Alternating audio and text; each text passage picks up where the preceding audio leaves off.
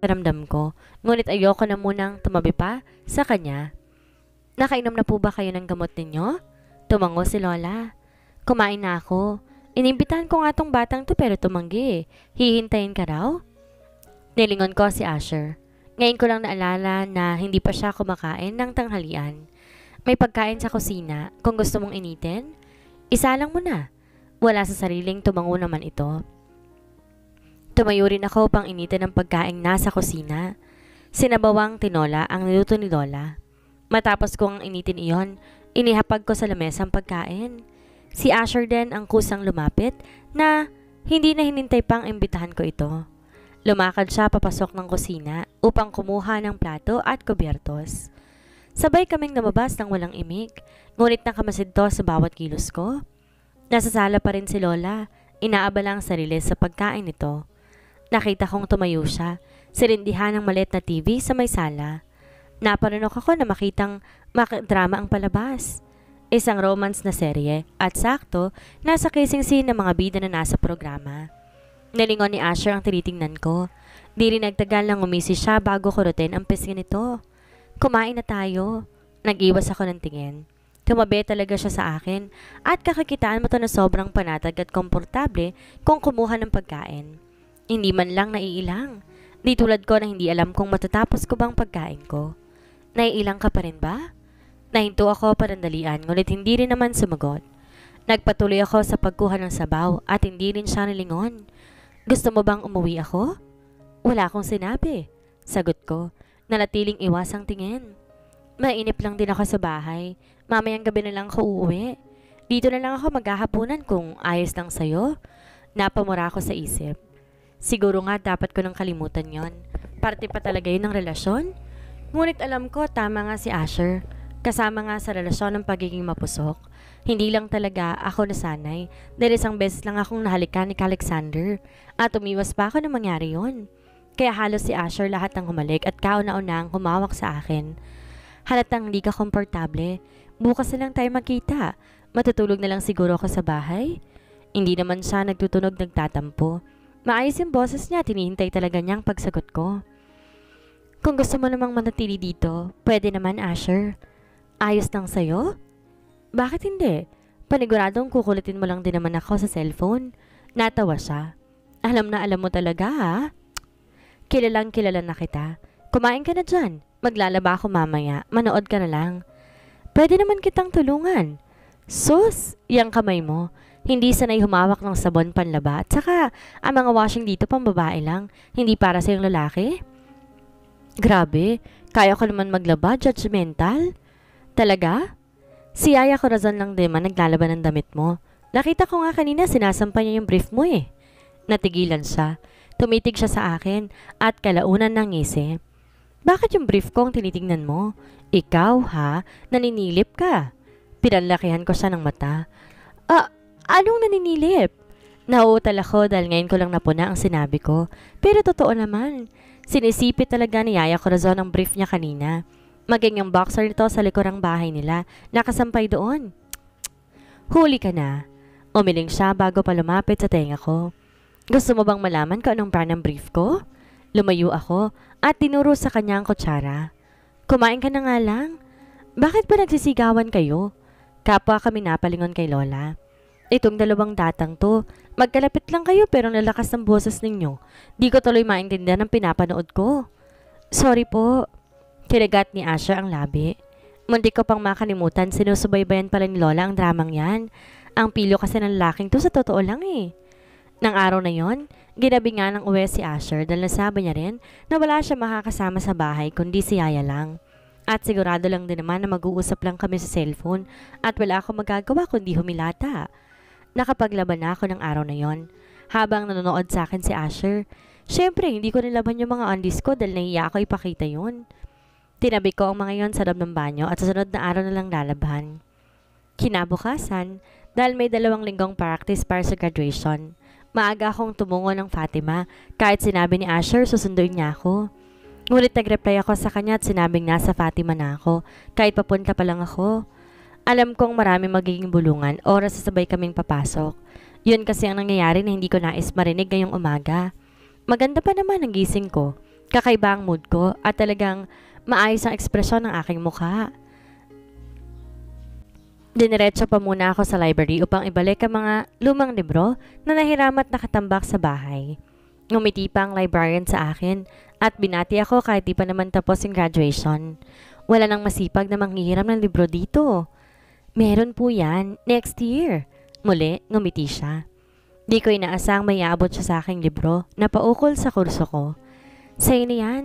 Alam ko magagamit mo yan sa pagre-review mo sa exam. Salamat po. Kinuha ko ang libro. Kahit naging masungit siya sa akin nung una, naging mabait siya ng paunti-unti sa akin dahil madalas tumungo ako sa library noon.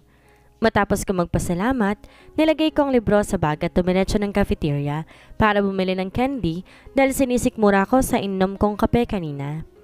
Sa haba ng pila, dahil mag-uumpisa ng practice, halos maingay ang paligid. May narinig pa ako nag-uusap sa likuran ko na biglang umani ng batikos sa mga nakikinig. Engaged na pala si Asher. Anang babaeng hindi ko mapangalanan ng boses. Hindi ako lumingon. Nanatili ako sa pila kahit ang mga kasunod ko'y nag-react sa sinabi niya. Talaga? Sa girlfriend ba niya? Hindi. Sa isang anak ng patria. Mayaman sila. Anak siya ng isang businessman. Wow! Kung ganon, hindi yun magtatapos ng education ng fiancé niya? Hindi. Ang kapal ng mukha niya.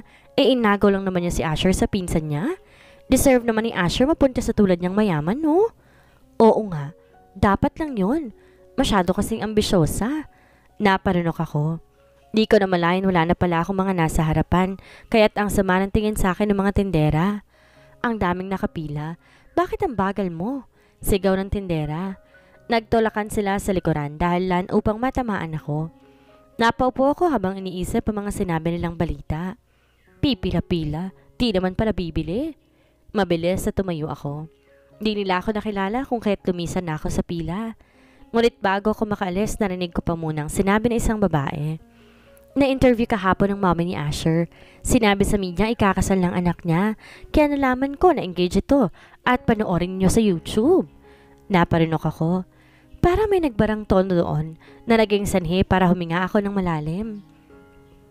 Tuluyan na ako lumakad at umalis bago pa nila ako makilala. Third person's POV. Wala nang masasakit pa sa nararamdaman ngayon ni Winnie. Kakaiba ang pagtibok ng puso niya ngayon. Nagkalat ng balita sa buong Fatima na engaged nga si Asher sa isang patria at iyon ay si Ricalyn Elise. Ang alam din ng karamihan, naghiwalay na sila si Asher at Winnie.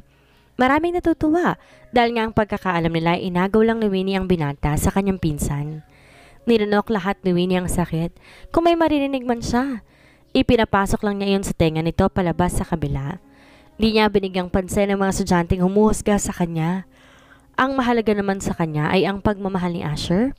Ang importante alam nito ang totoo. Ang katotohanan nagmamahalan talaga sila ni Asher at hindi niya kailanman inagaw ang binata kay Trisha. Naghiwalay sila ni Alexander, halos isang buwan lang. Then after 1 month, nabalitaan kong silang dalawa na. Hindi ba't para nakatago ang kata niya sa loob? Marahas na napabuntong hininga si Winnie. Kanina pa siya nakakarinig ng mga bulong-bulungan sa likuran niya at inaasahan nitong si Pat iyon. Ang kaklase niyang madalas makasama sa report or group project. Tama ka nga, pasimple siya kung kumilos, pero lumalandi siya ng patago. Tumayo si Winnie sa kinaupuan. Nasa loob sila ng gym. Hindi pa nag-uumpisa ang practice dahil wala pang head teachers na siyang magbibigay hudyat sa kanila. Bakit ba ako nilang lagi ang pinag-uusapan ninyo? Wala ba kayong alam pag-usapan kundi ang buhay ko? Ang nagustuhan niyong usisain? Tumaas ang kilin ng babaeng nasa likuran. Nangunguna na doon si Pat dahil nga masyado siyang insecure kay Winnie. Nainggit siya dahil naging nobyo ni Winnie si Alexander at kasalukuyan naman ng boyfriend niya si Asher ngayon. Masyado bang masakit ang katotohanan? Tumayo si Pat. Hindi ka mamahalin ni Asher. Na-challenge lang siya sa'yo. Gagawin ka lang niyang experience at kahit kailan, hindi magugustuhan ni Asher ang tulad mo. Paano mo nasabi na hindi ako magugustuhan ni Asher kung naging kami? Ngumisi si Pat. Gaya ng sabi ko, kukuha lang siya ng experience sa tulad mo. Sa oras na magsawa siya, iiwan ka rin ito at magpapakasal na sa isang mayamang babae. Napailing si Winnie. Bahagya siyang natawa bago nag-iwas ng tingin. Grabe palang lawak na nasa isip mo. Hanggang doon narating mo? Ano ba ang sunod na mangyayari sa amin? Baka alam mo. Natawa ang ilang nakikinig sa pagtatalo nila.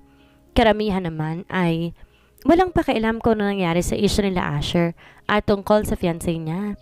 May ilang babae lang talaga na hindi naka-move on dahil nga si Winnie ang piniling magustuhan ng binata. Masyado ka na yatang matapang ngayon, ha? Akala ko naman di tayo nagsama. Mahina ka lang dati pero ngayon, naglakas loob ko ng sumagot. Sino ba nagsabi na duwag ako noon?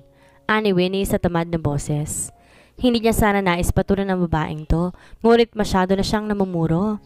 Sumasakit ng tenga niya sa naririnig at kulang na nga lang kasi ipagsigawan ni Pat na malandi siya sa buong gym. Ako, hindi ba halata? Lumapit siya kay Winnie. Dinagamit mo si Asher para maging popular ka dito sa Fatima. Ano bang klaseng top student ka? Talaga? Ano naman sa'yo ngayon? Naiinggit ka? Namilog ang mata ni Pat. Anong sabi mo? Sinong maiinggit sa isang katulad mo? Kumpara sa'yo, mas may igaganda naman ako. Lumamang ka lang ng ayos, Pat. Paano pa kaya kung gumayak na ako? Baka nagmukha kang tagahanga ko. Ang kapal mo. Inangat ni Pat ang kamay upang sampalin si Winnie. Ngunit tinawakan niya ng dalaga kung kaya hindi man lang dumapo ang daliri ni Pat sa mukha niya. Sino bang mas makapal sa ating dalawa ngayon? Ngumisi si Winnie. Ang kamay ni Pat na hawak niya ginamit itong pasampal sa sarili nitong mukha. Napasigaw si Pat dahil sa ginawang iyon ni Winnie. Binitawan niya rin to bago pagpagan ang kanyang kamay. Ayoko na mabahira ng kodorete ang kamay ko. Sa sobrang kapal ng makeup mo. Baka maburian pag mismong parad ko nang dumapo sa pisngi mo. Tumalikod si Winnie matapos niyang sabihin yon. Lumabas siya ng gym habang may mabilis na paghinga. Naginit ang ulo nito at hindi na siya kumalma. Hindi lang ba sa sampalang aabuti ni Pat sa kanya? Lumakad siya sa kabaan ng hallway.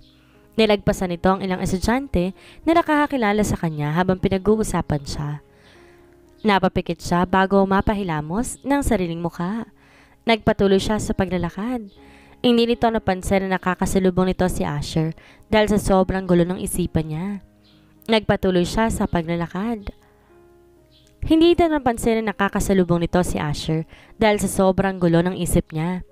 Nalagpasan niya ito ngunit mabilis na hinawakan ni Asher ang pulsuhan ng dalaga. Natigilan siya.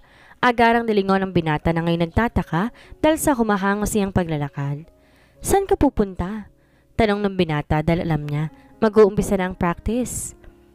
Nag-iwas ang tingin ng dalaga dahil binalak niyang umuwi para maiwasan ang gulo. Magpapalamang siya ngayong araw dahil sa mga nangyari, lalo-lalo na sa sinabi nilang interview ni Mrs. Saavedra. Magpapalamig lang ako sa cafeteria. Sagot ng dalaga, sabay iwas ng tingin.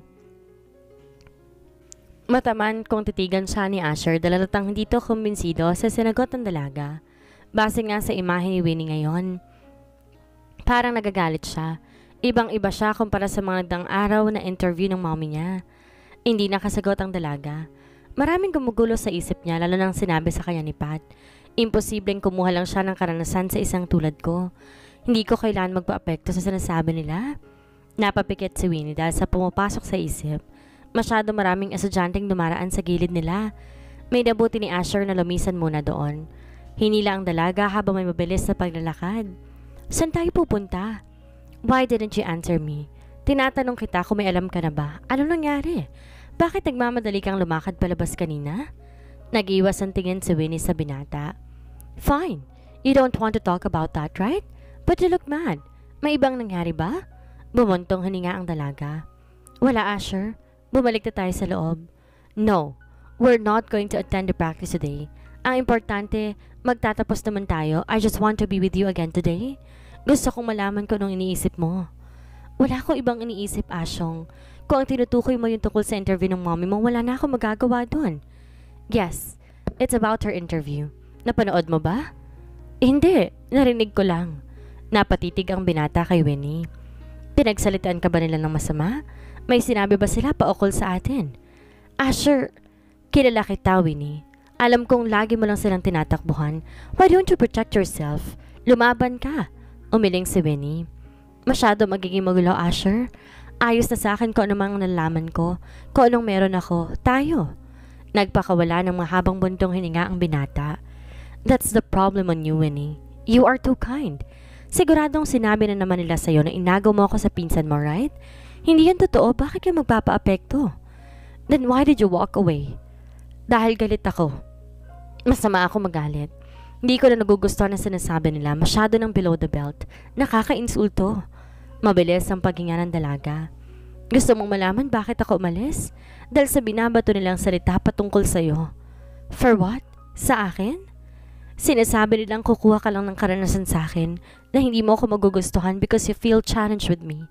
Dahil iba ako sa mga babaeng nagustuhan mo noon.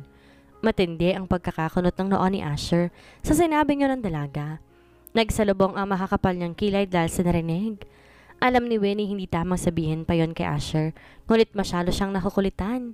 Alam din niya na walang katotohanan lahat ng yon. Ang kaso lang, masakit isipin na baka totoong na-challenge lang siya sa dalaga because of her personality. Gusto kita dahil pinapasaya mo ko. I feel comfortable with you. Pinapagan mong pakiramdam ko. You make my day complete when I saw your smile. Lahat nasa iyo, maganda ka, matalino, higit sa lahat mabait, mapagmahal na babae. Winnie remained speechless for what Asher said. Mas mabuti sigurong sinabi niya ang totoong nangyari. Medyo lumuwag ang nararamdaman niya at nabawasan ng konting bigat sa kanyang dibdib. Bumuntong hininga si Asher. Iniisip pa bang totoong lahat ng sinasabi nila? She shook her head fastly. Hindi siya naniniwala. Ramdam nito ang pagmamahal ni Asher sa kanya. Alam niyang may ibang nakaraan noon si Asher, ngunit nakikita naman niya ngayon kung paano ito nagbago. And that's because of her. Since she met Winnie, everything changed. Lahat ng ginagawa noon ni Asher na iwasan ito. Ang pag-iinom, pagpunta sa bar tuwing hating gabi, ang pambababae, lahat tinigilan niya. Asher became a loyal boyfriend. He is stick to one and had never attracted to anyone now. Kay Winnie lang talaga.